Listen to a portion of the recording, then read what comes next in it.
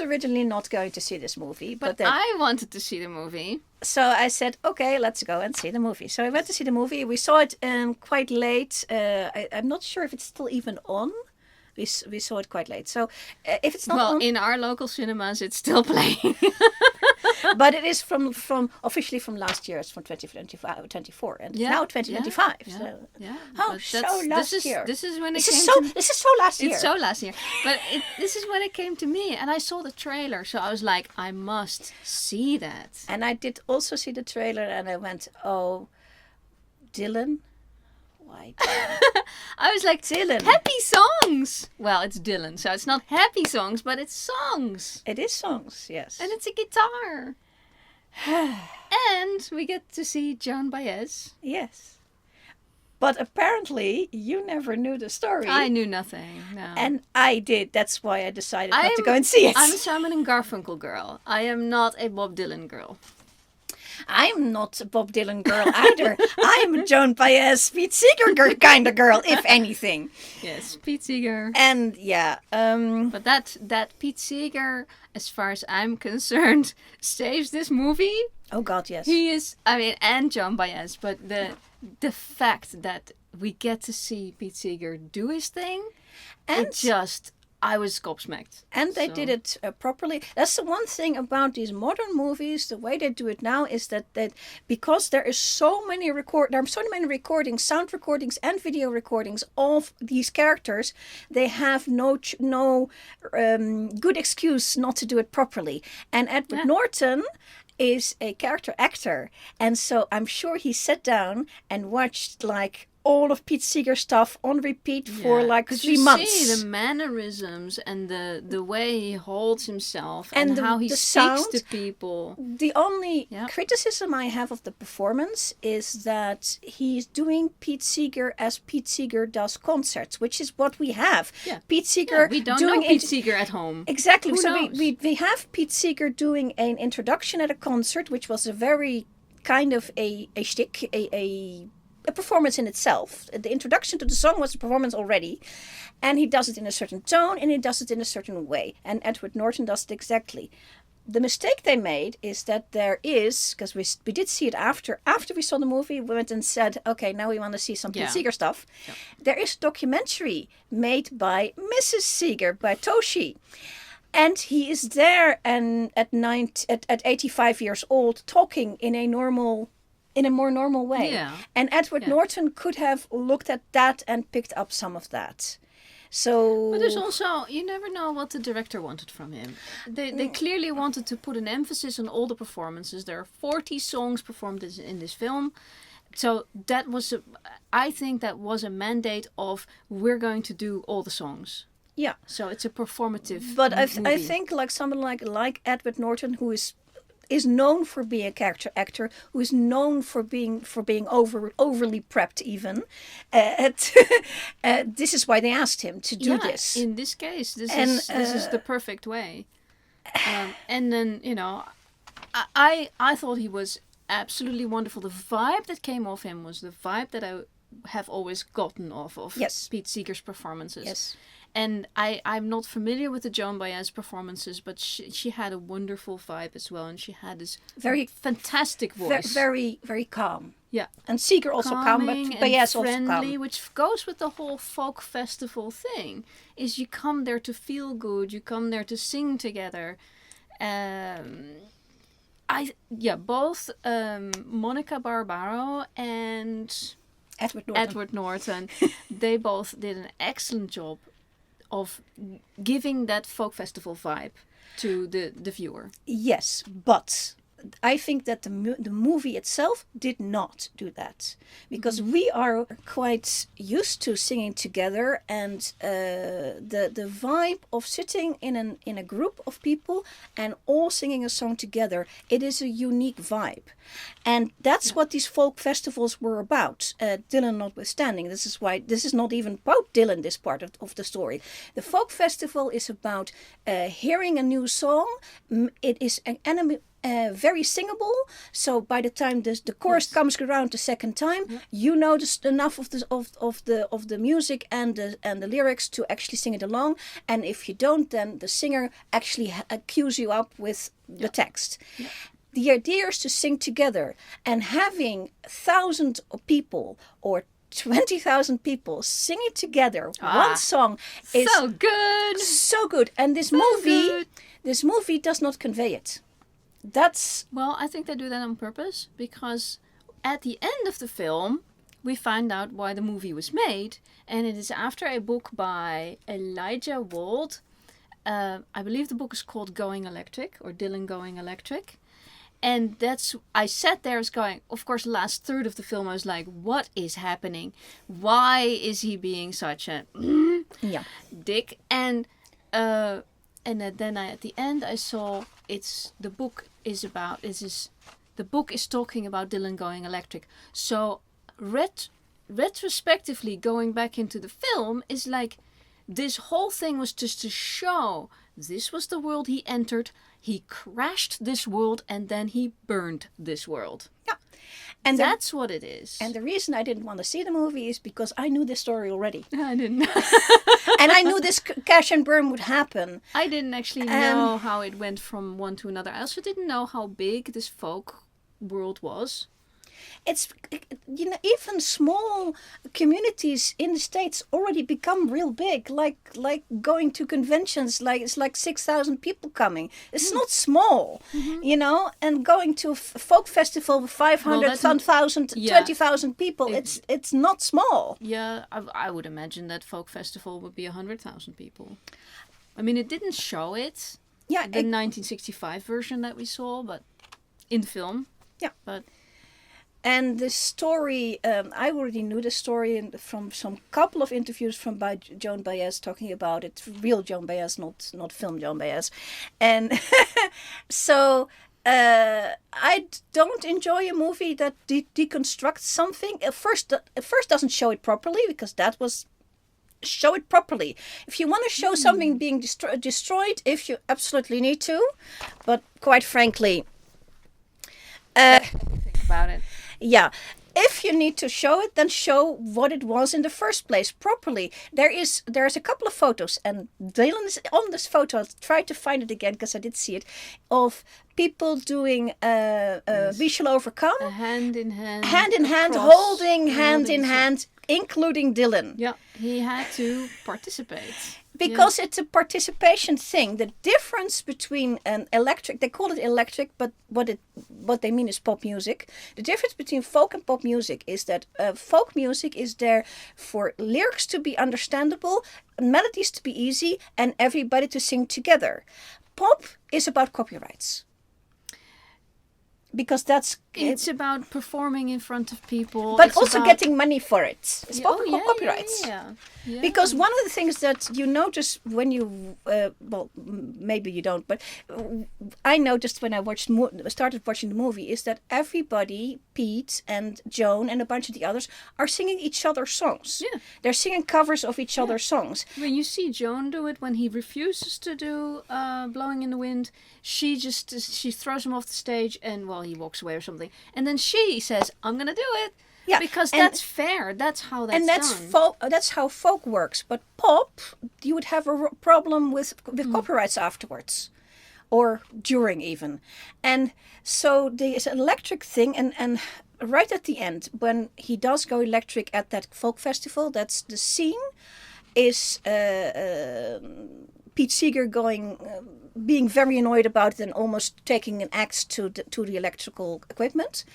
And that it's not true. It's all lies. It's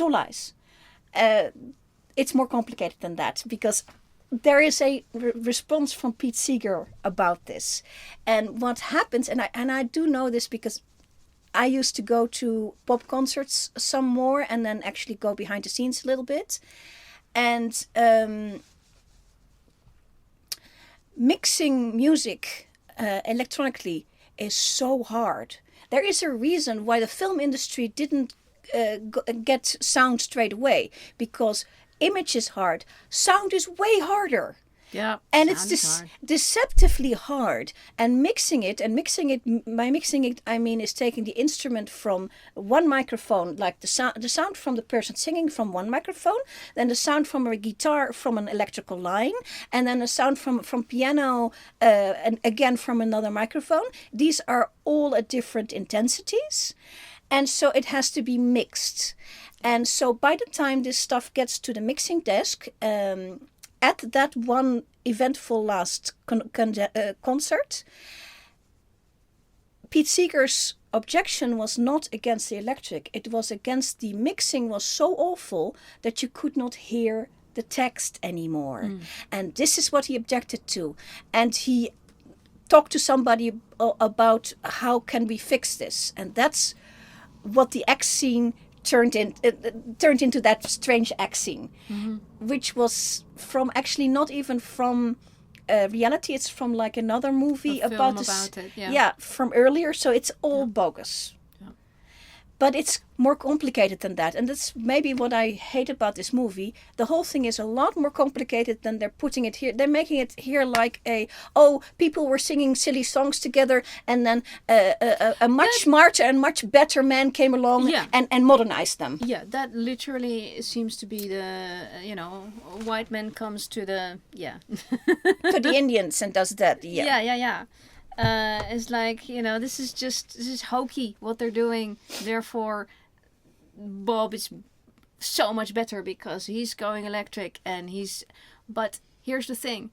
He built his career in this film, on the shoulders of these people, especially Pete Seeger and Woody also Guthrie, Woody Guthrie, who had nothing to say about anything, literally, in this film.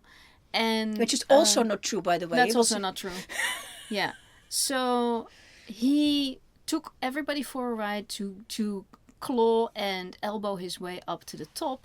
And then instead of thanking Pete Seeger and saying, you got me to this spot, I will sing for you, I will do my 3 songs, I will sing Blowing in the Wind, I will make everybody cheer, and then I'm leaving. And not coming back. He could have also said, I'm not playing to start with. Yeah. But if he's already said I'm playing, then play what is the I would say the kind thing to do, because he does owe Pete Seeger kindness at that point. It's not like Pete never did anything for him. No. He got him from the get-go. He got him from A to, He gave him go to the next alphabet. At the very least, he gave him a platform with the folk festivals. He made all the connections. Pete had all the connections.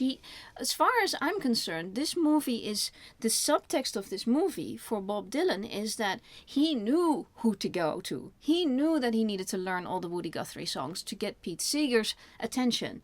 He needed to sing like Woody Guthrie and then make a song that would be in that style. Now, if you're a well-educated musician, which I think he is, he did not go to the circus.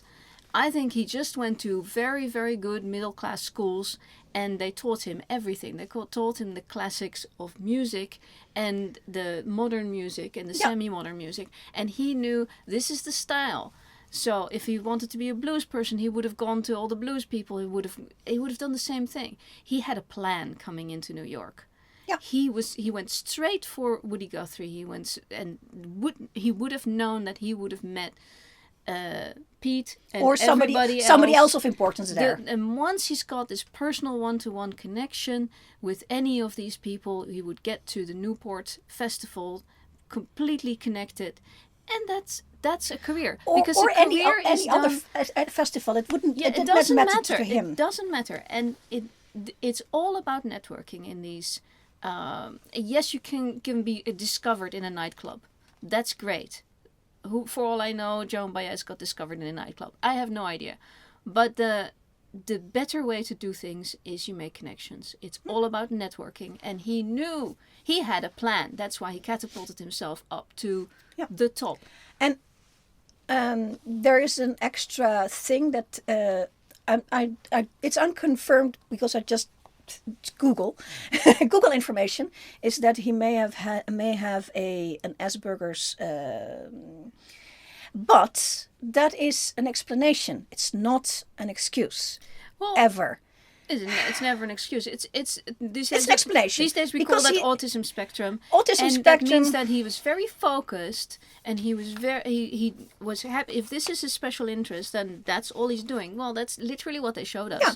An uncommunicative, non-social person, and he just knew how to get from A to B. He was just not nice about it at any turn. Yeah, and like I said, not an excuse, just an explanation, and also still not an excuse. And for the film, I understand there is a book. Okay, that's nice, but once you read the book and then look at the stories. Why don't you just do We do Pete Seeger. We watched the documentary about Pete Seeger. Did you guys Oh, know? my God. Did you guys know that he cleaned up the Hudson River? Everybody said it's too Can't be done. Can't be done. Can't be done. And he said, "Yeah, we're just gonna do it. I'm just gonna keep singing and get people Build in. a boat. Build a and boat, then sing on the boat, and then get people to come, and people will start cleaning it up." And they did. And you know what? He met Martin Luther King. He sang in all the. He was in the McCarthy trials. He was in the segregation thing. He was singing. He is an interesting fella. The Bob Dylan is. No, and that to me that shows very much they only want to know about nasty bad guys, because Pete Seeger. Oh, He did all these wonderful things. He's, as far as we know, He was a very nice guy. family man. And that's a great subject for a movie. American filmmakers, that's boring. That's boring. And it's not Let's do true. Bob Dylan. It's not true. It is not boring So, at all. American filmmakers only want to make movies about assholes. That's what we think of American movie industry, who only wants to make movies about assholes. Because at the same time, we've already sung the praises of Edward Norton and Monica Barbaro. You've got them right there. They're doing it. They are embodying these wonderful figures. They're putting on a show. Everybody is in. The film, the behind the scenes, everybody is doing a fantastic job, and I thought Timothée Chalamet did a fantastic job. Yeah. Let's just put the focus on Joan Baez or on Pete Seeger. Yes. I would imagine that a Joan Baez movie would be top notch, because all the women would go, all the boyfriends would go. The folks, the boyfriends would go as well because she's hot, and they want to go with the girlfriend. And I mean, come on, and all the women would go. So I know that it's never popular to do just the thing. No, but if you've done the Pete Seeger movie, who is a guy and a white guy, and then you get that's. Pete Seeger also traveled the entire world with his family. Oh, I God, mean, yeah. there's just so much to film there. Yes. Like, literally. If you did the life and times of Pete Seeger, starting from before World War II, and he was a little too young to be in it, but he was around it, and then just after in the McCarthy stuff and protests, and it's all there. And this guy, this Bob Dylan, in comparison, Bob Dylan's life is boring. And for me, this last, let's call it 15 minutes of the film where we actually see him going electric, I'm like, okay, yes, also nice songs, but I liked the, let's call it the 35 songs I heard before better. Yeah. Yeah, smack in the middle, a reference to a film called Now Voyager from 1942. Yeah. In which they actually also completely spoil the ending, because I don't know what this movie is like that. It's like that, you know. It's an FU movie. Yeah, and again the frustration, and the same goes for the Napoleon film and a bunch of these other modern movies, is the production is so good, the acting is wonderful, but the choice of doing this instead of something else. Not only that, after that, the script. Because if you choose to do this, you could also tell the story about not just Dylan going electric, but how is this guy manipulating everybody to get to this goal, because that's clearly what's happening. Yeah. But the film never says that. No, they never want to put a finger on Dylan is actually being a dick. No, they make Dylan out to be a slightly misunderstood boy next door And genius kind of person. Yes, and that's the downfall of American filmmaking, is that everybody has to be the boy next door. The boy next door saves the world without the education, because he had that in his narrative. He denies he had an education because that is not the cool thing. This is not new. We still, I mean, Do you want that story? Luke Skywalker. You want that story? Pete Seeger came from nothing, and he actually got into education because he got a scholarship, and his His brother paid for it. yeah, but the only because he got He had the marks. He had the marks for it, and then the family. All the families chipped in for it, because he had the marks, and he took the grassroots way.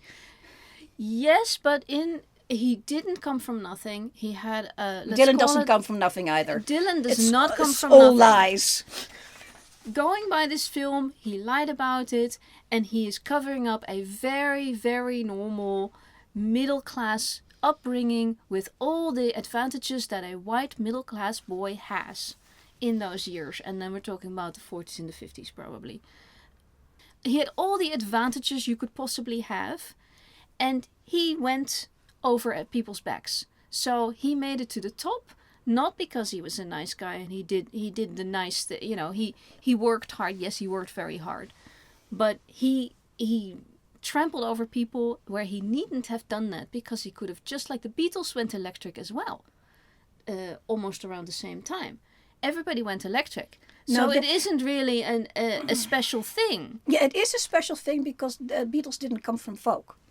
The Beatles came from live performance. Which was already electric.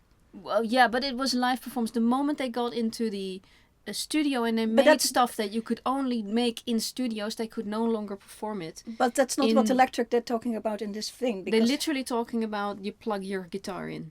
Yeah, but still a performance. And the whole thing going electric, they mean going pop, which is what they mean. Yeah. But but the pop comes with commerce and with copyrights and with money, a lot of money. And one of the things I really hated about this movie is the moment he actually hits the big time, he looks like the fans come rushing after his car, and he sort of looks, oh, I'm really upset about that now. Oh, he's not upset. Oh my God, you know. He loves it so much. And the film, he was just waiting for it. The film's trying to put it on him as oh, this is what I have to bear for being this genius. I feel Timothée Chalamet did actually show it as this guy was expecting this to happen. He had a plan, and he worked the plan, and he was like, right, we're now at this section of my plan. It's going very well. Timothée Chalamet did a wonderful job. He did it. Oh my God. We haven't said it before, but we're going to say it now. He did a wonderful job. Oh my God. Just the character is so unlikable. And his singing, and how many songs. Thank you, Timothy, for not being quite as out of tune as Mr. Dylan himself. Yes. Thank you. Yes. he gave it a good shot. Yeah. Oh, so good. Now, okay, let's wrap this one up, because I'm guys do better. The only other thing that I would like to address is that it does seem like biopics are the go-to in Hollywood these days. These things, sequels and biopics. These things come in waves, and right now we're on a wave of nostalgia and biopics, and so we're gonna see. Hollywood is always nostalgia. And the thing is that is the reason why they went with a book, is because a book, somebody else already did the research. All you need to do is like add the pictures, and that's what they feel like. So that's why you're seeing a lot of books being filmed right now, because it's easy, and I'm gonna call bullshit on that. I think you also need to bullshit. I think you also need to look at the thing and see, is the book correct, or can I not make a better plan?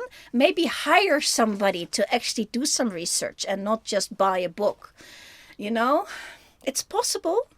Yeah. Yep. So that's I'm not necessarily that into biopics. I do like seeing things, but I would like it to be sort of like a docudrama. Tell me what happened, not tell me your point of view and dramatic interpretation. But history, even a docudrama or a piece of research, there's always a bias. Yep. And this bias goes towards Dylan and away from singing, people singing together. The bias comes from somebody had a reason to augment this particular piece of history, and they want to say this because about it. You can't show everything. You can't do Pete Seeger story in this story as well as the Joan Baez story, because you would want that, because that is complete history, and you cannot do that in one picture. Yeah. But I think you should do the Newport the Newport Folk Festival story. Yeah. It only ran for something like 10 years, so there is a lot to say there. And there's Pete Seeger. And then you can have your 40 songs. And then Johnny Cash can sing. Yes. You know. They could have done that. Not sure what Johnny Cash was doing there, but. Performance really good by the actor. Yeah. But yes, he was great. Well, he was there because he's there, and he's part of American. I think that is a whole lot of the reason why they wanted to make this film. Not so much the contents, but they just wanted to go, oh, look that person, look that person. I was just rewatching the Player. And it's very much, oh, look that person in 1992.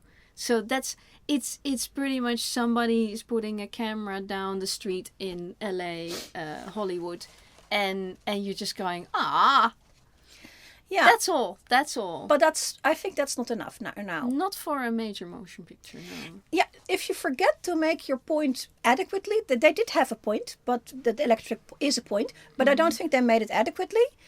That's wrong. Like the Napoleon film didn't make any point at all, which is also wrong. That's wrong. Yes. Even if you're doing a historic events, you're still doing a movie. You must make a point. Make a choice of the subject. So subject Bob Dylan goes electric. It's a choice, not the one I want to see. The Newport festivals. Want to see that? Yes. How did it come to be? And how did it go along? And what changed so that it ended? And it didn't end that year, because it kind of film implies that it ended that year, but it went on for a good many years. So that film implies a lot of things that are not true. so that's those could have been choices. You can also tell the Joan Baez story, the Pete Seeger story. Yeah. Or the Woody Guthrie story, which I'm not going to be very happy at all. But yeah. There is a Woody Guthrie film already. I know. But it's a while ago. Yeah. So make a new one. In the line of what I was thinking when I went to see the film. No. Oh well. Anyway, that's my opinion. And my opinion. And we're sticking to it.